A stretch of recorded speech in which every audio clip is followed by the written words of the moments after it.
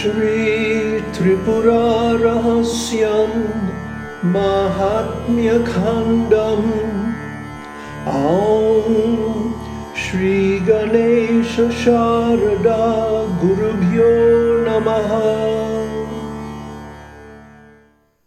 Namaste.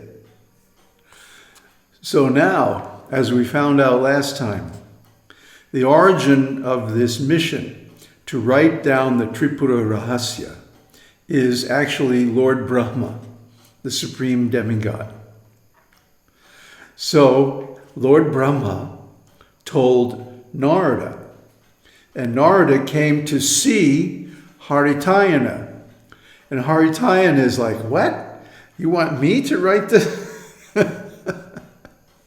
But I don't know how to write Sanskrit poetry. I don't know how to compose classics and all of this stuff. What are you talking about? So the story is that Brahma learned the Tripurāsundarī directly from Sadashiva. Oh no, I'm sorry. From Vishnu, who learned it from Sadashiva. So then Brahma taught it to Dattatreya, and Dattatreya taught it to Parashuram. And now Sumedha, the disciple of Parashuram, has become the chosen one. And he's now renamed Haritayana. And he's supposed to write down this text, which was never written down. It was only a verbal, oral tradition up to that point. But he's like, I don't know how to write anything. What are you talking about? So Narada meditates for a little while, and then Lord Brahma shows up himself. So of course, after the usual greetings and prayers and everything, he inquires, why do you want this Haritayana to write it? And he says he doesn't know anything about it. So Lord Brahma explains that in his previous life, Sumedha, or Haritayana, was a Brahmin boy named Alarka. And Alarka got some disease and died in childhood. But Alarka's father was a great devotee of Tripurāsundarī. And he was such a great devotee that he saw all women as a manifestation of the goddess. So he used to call his own wife Ai. Ai. A-I. Ai. And so the child also would call his mother Ai. Right? And unfortunately, he got ill and he died at an early age. But before he died, as he was leaving his body, he was chanting, I. And in this verse, in this section, Brahma reveals a great secret about this mantra. So he said, by what good deeds did Haritayana acquire the worship and the punya of the goddess to be able to write her story? How is it you selected him?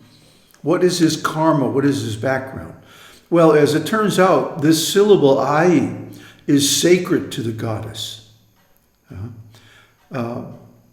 So he earned, by chanting this mantra at the time of death, he earned tremendous merit, tremendous punya. See, there's a verse in Bhagavad Gita, Yam yang vapi smaran bhavam, tyajatante kalevaram, tang tang evaiti konteya, sadatad bhava bhavita. That whatever one remembers at the time of death, that state of being he will attain in the next life without fail.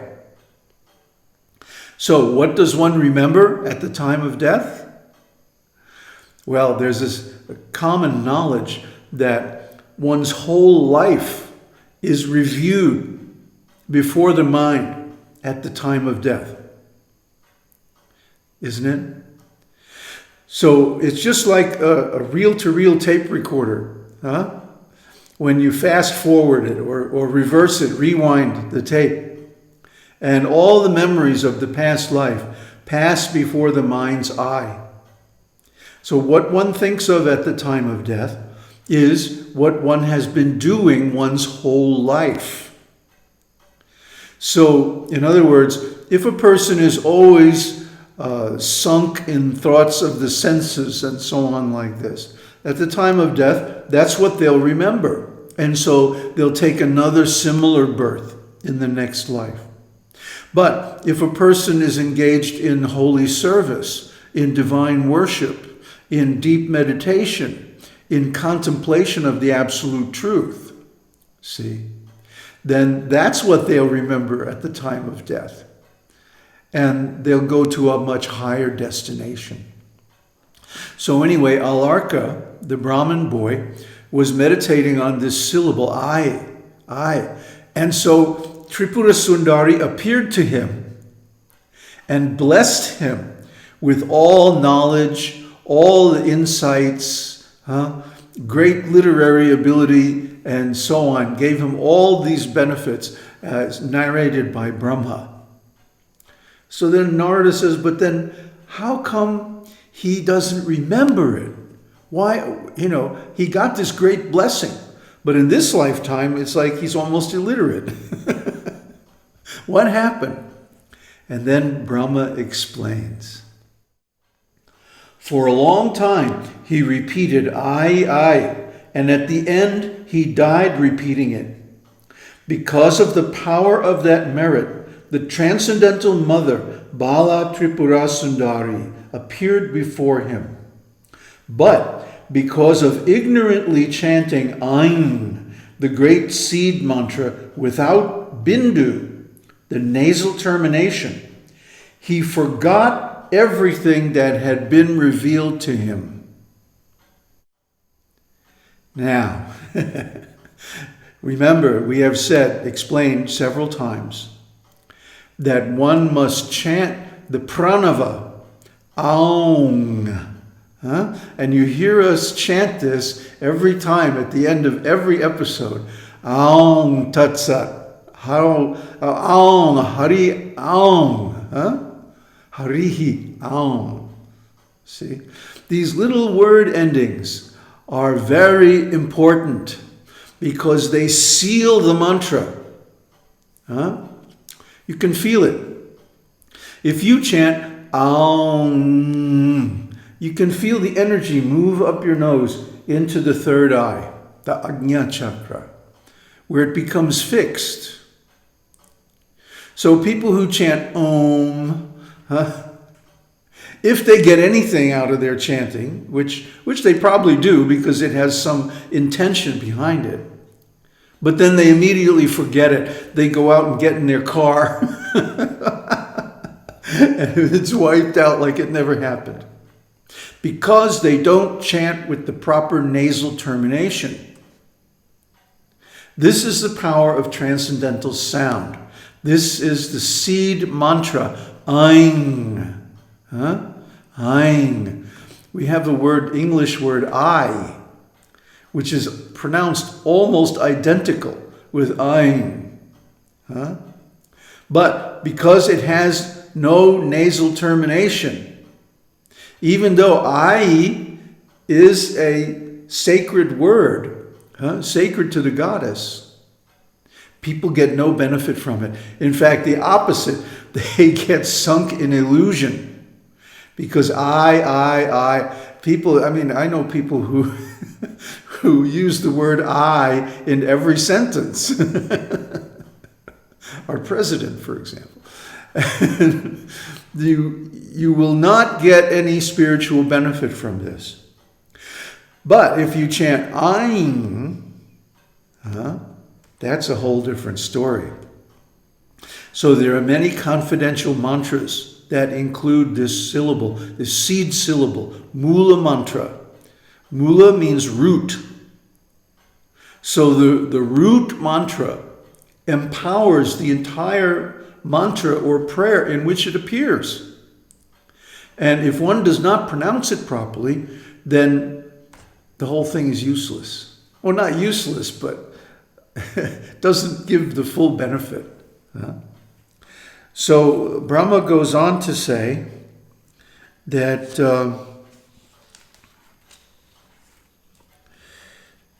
he attained honor among the devotees, which is not possible by ordinary efforts, because this I is the first seed letter of the Tripura mantra. But without the bindu, it's called Vagbhava. Vagbhava generates erudition. For those of you who don't have erudition, erudition means deep knowledge of language. So, for a long time, even though he repeated I, he forgot all of the benefits that he got directly from Devi. So then, Brahma gives him a wonderful benediction.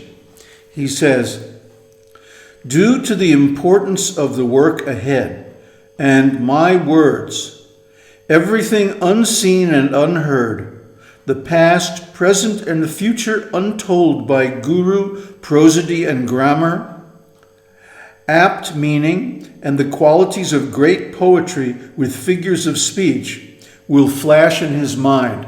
In other words, everything that is beyond the already existing literature, beyond the already existing traditions, will enter his mind. Let everything that is clear, that is vague, that happened even ages before, that is supersensory and pertains to other worlds, flash in his mind truly. Let not false things come to his mind. Let this highly intelligent person become the author of Tripura Rahasyam.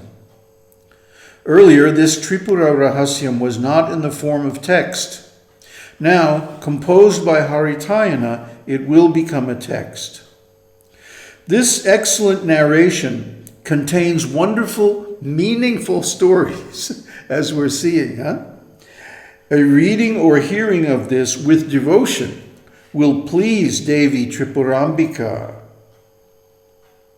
Let anyone born read the entire scriptural injunctions or hear all the moral stories.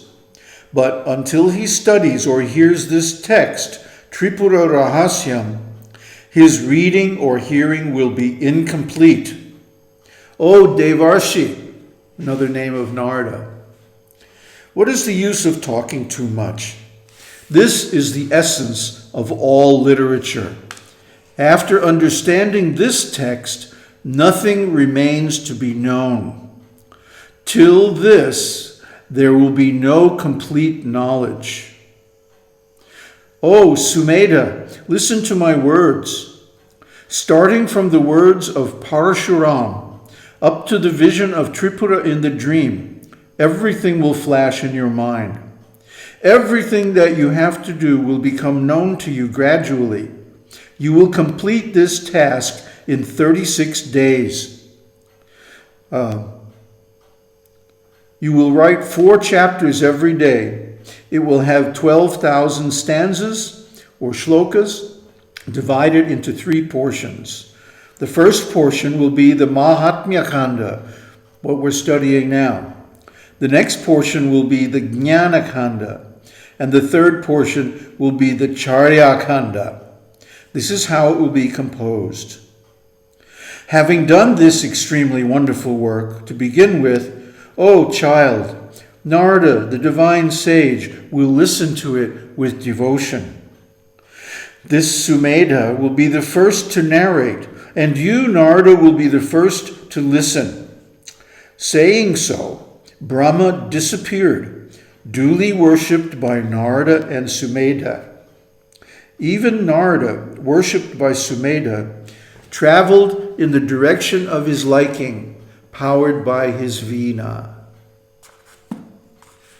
So you see, this is the power of the seed mantra.